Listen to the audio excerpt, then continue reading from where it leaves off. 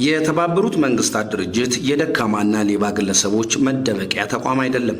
አድማጭ ተመልካቾቻችን እንዴት ሰነበታችሁ? ሰሞኑን የቀድሞ ጠቅላይ ሚኒስትር አቶ ኃይለማርያም ደሳለኝ አልተቻሉም። ለተባበሩት መንግስታት ድርጅት እጩ መሆናቸውንም የማህበራዊ ሚዲያ ፕሮፓጋንዳ እያሰሩም ነው። በእርግጥ አቶ ኃይለማርያም ለተባበሩት መንግስታት ድርጅት ዋና ጸሐፊነት እጩ ሆኖ ቀርቧል። ሙሉ መረጃውን እንደሚከተለው እናቀርባለን። የተባበሩት መንግስታት ድርጅት ዋና ጸሐፊነት በተባበሩት መንግስታት ድርጅት ውስጥ ከፍተኛ የስልጣን ደረጃ ነው።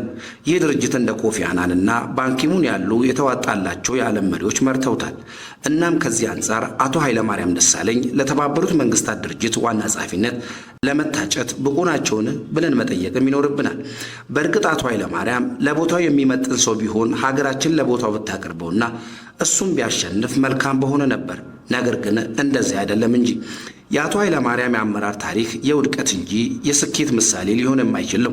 በዚህም የሚቀርባቸውን የወቅቱን አመራሮች ለምኖ ወደ ፌዴራል የመጣ ከዚያም አልፎ ጠቅላይ ሚኒስትርነትን ቦታ አግኝቶ ለኢትዮጵያ ምንም ስም ያለው ነገር ያልሰራ ይልቁንስ ከወቅቱ የህወሓት ጥቂት ቡድኖች ጋር የሀገርን ሀብት ንብረት የዘረፈና ያዘረፈ በመጨረሻም ኢትዮጵያን ለከፍተኛ የመፍረስ አደጋ ያጋለጣት ግለሰብ ነው ኃይለማርያም።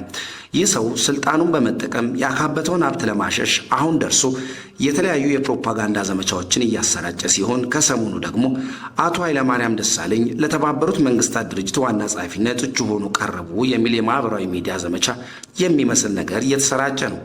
ነገር ግን የአቶ ኃይለማርያም ትክክለኛ ማንነትና ስም ከወቅቱ የህወሓት ሌቦች ጋር በመሆን የሀገሪቱን አንጡራ ሀብት ሲዘርፍና ሲያዘርፍ የነበረ የህወሓት ፈረስ በመሆን በቢሊዮን የሚቆጠር ገንዘብ በውጭ ሀገር ባንኮች ያከማቸ ዛሬም ያለውን ኔትወርኩን ተጠቅሞ የዘረፈውን ገንዘብ ወደ ውጭ እያሸሸ ያለ ሀገር ውስጥ ግን አንድም ስም ያለው ፕሮጀክት ሰርቶ ያልጨረሰና የደካማና የሙሰኛ አመራር ቁንጮ ነው። ይህ ግለሰብ ልጆቹን ጭምር ቤተ መንግስት ውስጥ እየደገሰ ሲድር የነበረ ከወቅቱ የወታደራዊና ደህንነት ሹሞች ጋር በመሆን ኢትዮጵያን ሙልጭ አድርጎ የበላ ሰው ነው።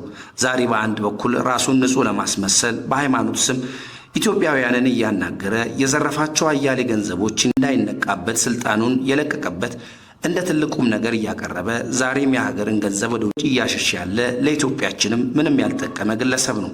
በመሆኑም ይህ ግለሰብ ለዓለም ሕዝብ ተምሳሌነት ዩኤንን የመሰለ ተቋም ለመምራት የሚያስችል ቁመናም ስብዕናም ችሎታም የለውም። የተባበሩት መንግስታት ድርጅት እንደዚህ አይነቱን የደካማና ሌባ ግለሰቦች ስብስብም አይደለም። አቶ ኃይለማርያምም በ6 ዓመታት የጠቅላይ ሚኒስትርነት ጊዜው የዘረፈውን ሀብት ለማሸሽ መሰል የሚዲያ ዘመቻዎችን ቢያሰራም እውነታው ከላይ የተገለጸ ነው። 6 ዓመታት የጠቅላይ ሚኒስትርነትን ጊዜ የዘረፈውን ሀብት ለማሸሽ መሰል የሚዲያ ዘመቻዎችን ቢያሰራም እውነታው ግን ከላይ የተገለጸ ነው።